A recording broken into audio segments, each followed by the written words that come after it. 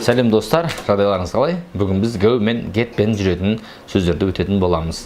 Бірінші жүретін келетін сөз go-ге байланысты, яғни бір нәрсемен бару. Мысалы, go by car, машинамен бару, go by car. Мысалы, I go by car to Алматы, яғни Алматыға мен машинамен барам деген шығады. Go by plane, самолетпен бару, go by plane. Одан кейін үйреткен келетін сөз go by taxi десе таксимен бару деген мағына шығады. Және де пойызбен баратын болсаңыз go by train, яғни пойызбен бару деген шығады. Мысалы қараңыздар, ол Алматыға немен барады? Пойызбен барады деп айтып көрейік. Яғни қызға байланысты. She go-ге s жалғанатта goes, яғни es жалғанатта goes, she goes by train to Алматы, яғни Алматыға ол немен барады?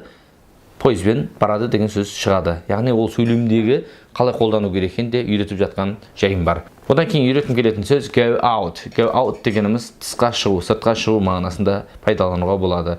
Мысалы, may I go out? Мысалы, бір жерде отырсыз, сыртқа шығу керек болады. May I go out десеңіз, мектеп кезінде өткенсіз, бірақ мағынасын мән бермеген болуыңыз мүмкін. Go деген бару, out десе тысқары деген, яғни мен сыртқа шықсам бола ма деген мағынада. Бір зданияның сыртына да шығуға болады, немесе көбіне болады, әжетханаға баратын кезде сұранады болады, may I go out деп, негізі кәдімгі зданияның сыртына да шыққыңыз келсе де солай сұрасаңыз болады, go out деген сыртқа шығу. Одан кейінгі үйретім келетін сөз go back. Go back дегеніміз қайтып келу мағынасында. Мысалы, I go back to Шымкент, яғни мен Шымкентке қайтамын мағынасында, яғни бұл қайталанып отыратын оқиға. Мысалы, I go back home, яғни мен үйіме қайтамын мағынасында пайда болады. Яғни go back деген бір жерге қайта келу, бару мағынасын береді. Одан кейін үйретім келетін сөз go shopping. Go shopping дегеніміз ол shopping жасау деген мағынаны береді. Мысалы, I go shopping every year. Мысалы, жыл сайын мен шопинг жасаймын. Немесе I go shopping every week. Яғни мен апта сайын шопинг жасаймын деген сөз шығады. Go shopping. Go shopping. Одан кейін үйретім келетін сөз go to bed. Go to bed. Яғни несе ұйықтауға бару деген мағына. Ұйықтау мағынасында болады. Go to bed. Bed деген негіз төсек.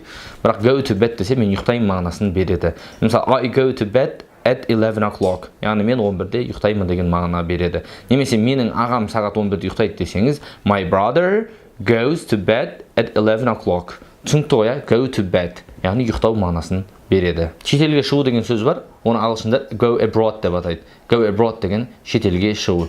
Go abroad. Мысалы былай, I go abroad every year. Мысалы, жыл сайын мен шетелге шығамын.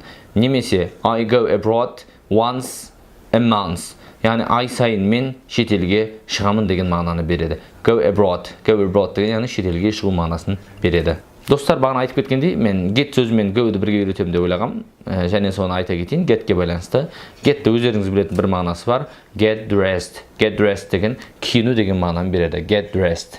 Одан кейін get-ке байланысты тағы үйретім келетін сөз get a job. Get a job деген жұмысқа тұру деген мағына. Get a job. Get a job. Get a job. Жұмысқа тұру деген мағынаны береді. Одан кейін get-ті тағы қолдануға болатын сөз get home. Get home деген үйге бару деген мағынаны береді. Мысалы, I get home at 6 o'clock. Яғни мен үйге сағат 6-да жетемін деген мағынаны береді. Get home. Get home деген үйге бару деген мағынаны береді.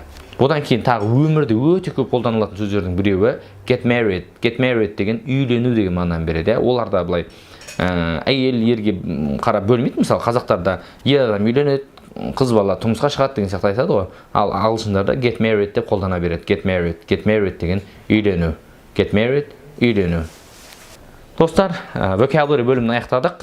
Осы сөздерді қолданыңыздар, осы сөздерді қолданып өмірде практиковать етсеңіздер, сіздердің ағылшындарыңыз керемет боларына мен кепілдік беремін.